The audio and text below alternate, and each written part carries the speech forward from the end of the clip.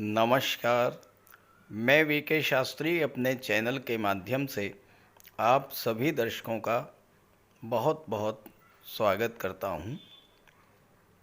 दिनांक 23 अप्रैल 2024 वो तिथि थी जब मंगल ने राशि परिवर्तन किया और राशि परिवर्तन करके मीन राशि में आए और जैसे ही मीन राशि में आए राहु के साथ अंगारक योग बन गया। अंगारक योग के शुभ अशुभ प्रभावों को आप पिछले 15 दिनों से झेलते चले आ रहे हैं। आज के वीडियो में मैं आपको बताने जा रहा हूं उन 9 दिनों के बारे में जब अंगारक योग का विशेष प्रभाव आप पर रहेगा और आपको विशेष सावधान रहना होगा। हालांकि इस दौरान अगर आपने उपाय किए तो आपको बहुत बड़ा लाभ भी मिल सकता है। ये विश्लेषण आपकी चंद्र राशि के आधार पर किया जा रहा है और वीडियो के अंत में मैं आपको मंगल के उपाय भी बताऊंगा। ज्योतिष शास्त्र का एक सिद्धांत है कि कोई भी ग्रह अपना पूरा फल तभी दे पाता है जब वो अंश बल से मजबूत हो, युवावस्था में हो, और ये तब होता है जब उसका अंश बल 12 डिग्री से 18 डिग्री के बीच में हो। ये मैं आपके सामने 9 मई की कुंडली प्रस्तुत कर रहा हूँ। आप इसमें मंगल का अंश बल देखिए। मंगल का अंश बल है 12 डिग्री। 12 डिग्री का मतलब यह है कि मंगल युवावस्था में प्रवेश कर चुके हैं और अपना पूरा फल देने में सक्षम हैं। और ये स्थिति है 9 मई की। अंगारक योग भले ही 23 अप्रैल से प्रभावी है, लेकिन मंगल और राहु का जो अंगारक योग है ये अपने चरम पर होगा 9 मई से। अब इसके बाद देखिए अगली डेट मैं आपको दिखा रहा हूँ। 9 मई के बाद मंगल का अंश बल बढ़ेगा, 12 से 13 डिग्री होगा, 14 डिग्री होगा, 15 डिग्री होगा, 16 डिग्री होगा, 17 डिग्री होगा और 18 डिग्री होगा। और ये देखिए मंगल का अंश बल 17 मई की ये कुंडली है। 17 मई को मंगल का अंश बल 18 डिग्री होगा। तो इसका मतलब ये है कि 9 मई से लेकर के और 17 मई के बीच में मंगल युवावस्था में होंगे और अपना पूरा फल अंगारक योग का पूरा प्रभाव आप पर पड़ेगा। 9 मई से लेकर के 17 मई के बीच अंगारक योग का पूरा प्रभाव आप पर रहेगा, क्योंकि मंगल 9 मई से 17 मई के बीच 9 दिनों तक युवावस्था में रहेंगे, अंश बल से परिपूर्ण रहेंगे। अब आपको मैं बताने चल रहा हूँ कि इन 9 दिनों में आपके जीवन में क्या क्या परेशानियाँ आ सकती हैं, क्या क्या कष्ट आपको मिल सकते हैं, क्या सावधानियां आपको रखनी हैं और क्या करने से आपको बहुत बड़ा लाभ भी मिल सकता है। ये है तुला राशि के जातकों की कुंडली। मंगल का गोचर आपकी कुंडली के 6ठे भाव में है और 6ठे भाव में अंगारक योग बन रहा है। मंगल आपकी कुंडली के 7वें भाव और धन के भाव के स्वामी होकर 6ठे भाव में गोचर कर रहे हैं। मंगल की 4थी दृष्टि भाग्य के भाव पर, मंगल की 7वीं दृष्टि 12वें भाव पर और 8वीं दृष्टि आपके लग्न के भाव पर पड़ रही है। पिछले 15 दिनों से आप अंगारक योग के दुष्प्रभावों को झेल रहे हैं। जैसा मैंने आपको बताया अभी कि मंगल का अंश बल 9 मई से 17 मई के बीच 12 डिग्री से 18 डिग्री के बीच रहेगा। और 18 मई तो विशेष सावधान रहने की तिथि है, क्योंकि उस दिन मंगल और राहु दोनों का अंश बल 19 डिग्री रहेगा। मंगल राहु एक दूसरे के बहुत करीब होंगे और सबसे घातक प्रभाव 18 मई को ही देखने को मिलेगा। बहुत महत्वपूर्ण तिथि है 18 मई। हालांकि 9 मई से 18 मई पूरे 10 दिन आपको विशेष सावधानी बरतनी है। किस तरह की सावधानी? मंगल राहु का जो अंगारक योग है, अंगारक का मतलब होता है अंगारा, यानी जो सब कुछ जला देता है। अब मंगल क्या है? मंगल क्रोध के कारक हैं, मंगल उग्रता के कारक हैं, मंगल लड़ाई झगड़े के कारक हैं, और राहु मंगल के इस प्रभाव को कई गुना बढ़ा देते हैं। अब छठे भाव में मंगल राहु बहुत अच्छा फल प्रदान करते हैं, लेकिन अंगारक योग के कारण, चूंकि मंगल दूसरे भाव के स्वामी हैं जो कि वाणी का भाव है, आपकी वाणी में क्रोध की मात्रा बहुत अधिक रहेगी। बात बात पर आपको गुस्सा आएगा, आपके मन में एक अजीब तरह की झुंझलाहट की स्थिति बनी रहेगी। मन में एक ऐसा डर बैठ जाएगा, जो घटना नहीं भी घटने वाली है उसको सोच सोच के आप परेशान रहेंगे, मानसिक रूप से बहुत ज़्यादा अशांत रहेंगे। इस समय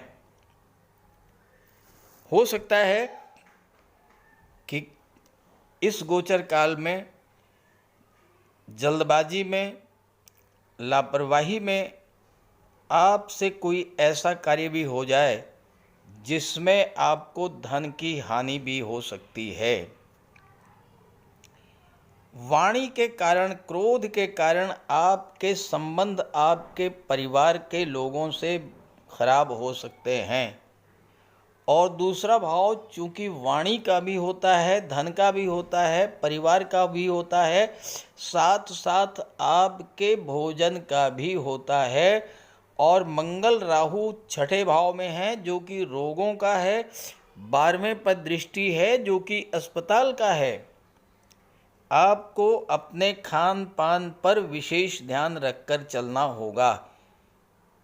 कोशिश कीजिएगा कि मद्यपान, मांसाहार से जितना दूरी बना सके उतना दूरी बना करके रहिएगा इन 10 दिनों में, अन्यथा आपका स्वास्थ्य खराब हो सकता है। अस्पताल में आपको भर्ती होना पड़ सकता है, स्थिति यहाँ तक खराब हो सकती है। 12वां भाव हानियों का है, छठा भाव कर्ज का है, छठा भाव लड़ाई झगड़े का है, 12वां भाव कोर्ट कचहरी का है। और अंगारक योग ऐसा विस्फोटक योग है कि बहुत जल्द छोटी छोटी बात को लड़ाई झगड़े में बदलने वाला योग होता है। आपके अंदर इतनी ऊर्जा, इतना क्रोध होगा, अगर आपने सही दिशा में उसका प्रयोग नहीं किया, उस ऊर्जा को अगर आपने लड़ाई झगड़े के चक्कर में बर्बाद कर दिया तो कोर्ट कचहरी के चक्कर भी लगाने पड़ सकते हैं। और इस योग का जो सबसे नकारात्मक प्रभाव पड़ेगा वो आपके दाम्पत्य जीवन पर पड़ेगा। राहु के कारण पति पत्नी के बीच गलतफहमी पैदा हो सकती है। छोटी छोटी बात को लेकर के बहुत बड़ा तूल दे देंगे राहु। एक बहुत ही खराब स्थिति, एक अप्रिय स्थिति बन सकती है अपने जीवन साथी के साथ। साथ ही साथ बिजनेस पार्टनर के साथ भी ऐसा ही कुछ हो सकता है। और अगर आपने अंगारक योग पर नियंत्रण नहीं रखा, अपने आप पर नियंत्रण नहीं रखा, तो कोई ऐसा घटना भी घटित हो सकती है जिससे आपकी सोशल इमेज भी खराब हो। 9वें भाव पर दृष्टि पड़ने से पिता के साथ आपके संबंध खराब हो सकते हैं। बिला वजह, कोई वजह नहीं होगी, छोटी सी बात होगी और वो इतना अधिक बढ़ जाएगी कि आपके रिलेशंस परिवार के लोगों के साथ, पति पत्नी के बीच और पिता के साथ संबंध आपके खराब हो सकते हैं।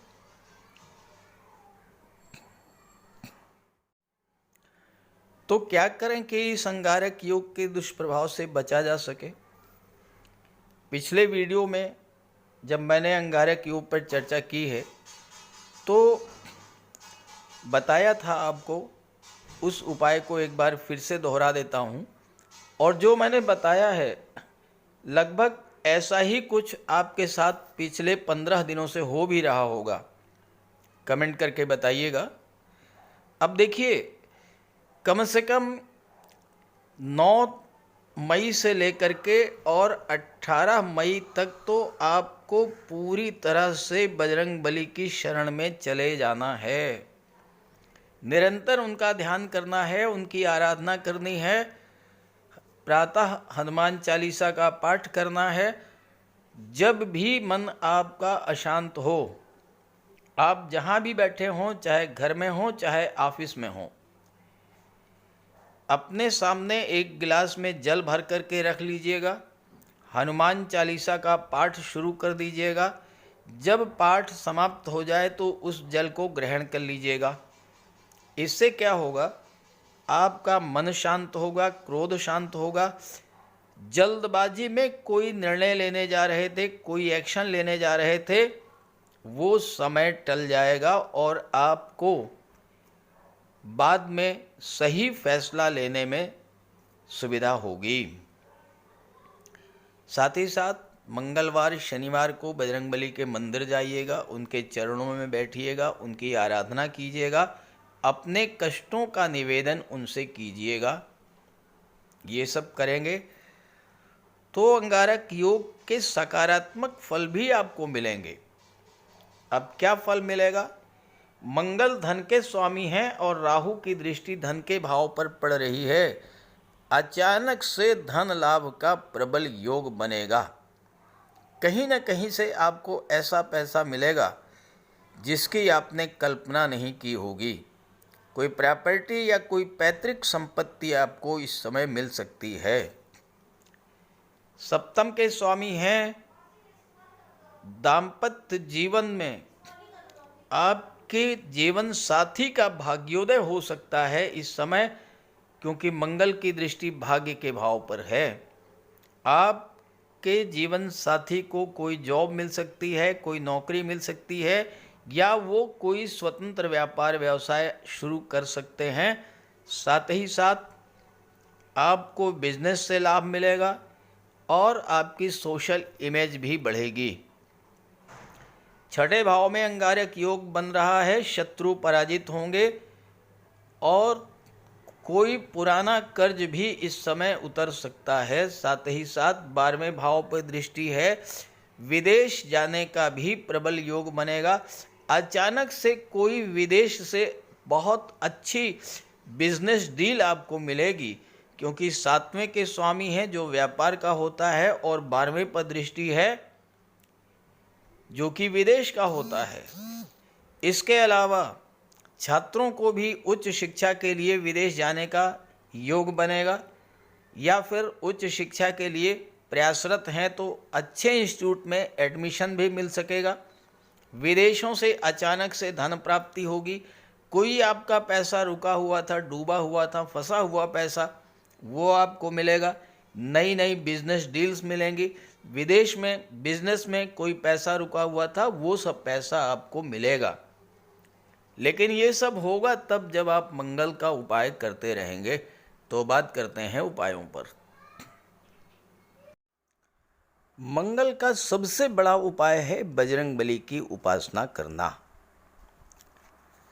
आप बजरंग बली की उपासना कीजिए, बजरंग बली के मंदिर में जाइए, उनके चरणों का सिंदूर अपने मस्तक पर धारण कीजिए।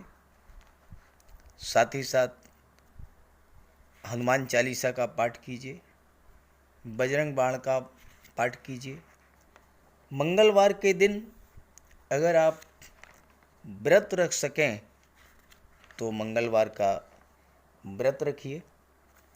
साथ ही साथ हनुमान जी को चोला चढ़ाइए। मंगलवार के दिन स्नान करने के जल में लाल चंदन या लाल पुष्प डालकर स्नान करें। स्नान करने के बाद लाल रंग के वस्त्र धारण करें। अगर नहीं कर सकते हैं लाल रंग के वस्त्र धारण, तो कम से कम एक लाल रुमाल अपनी जेब में जरूर रखें। मंगलवार के दिन मंदिर में जाएं, बजरंगबली के लड्डू का भोग लगाएं और गरीबों में बांट दें। घर की दक्षिण पश्चिम दीवार पर उड़ते हुए हनुमान जी का चित्र लगाएं। साथ ही साथ गरीबों में लाल वस्त्र, मसूर, गुड़, लाल चंदन, मिठाई, लड्डू, बताशे, रेवड़ी ये सब बांटिए।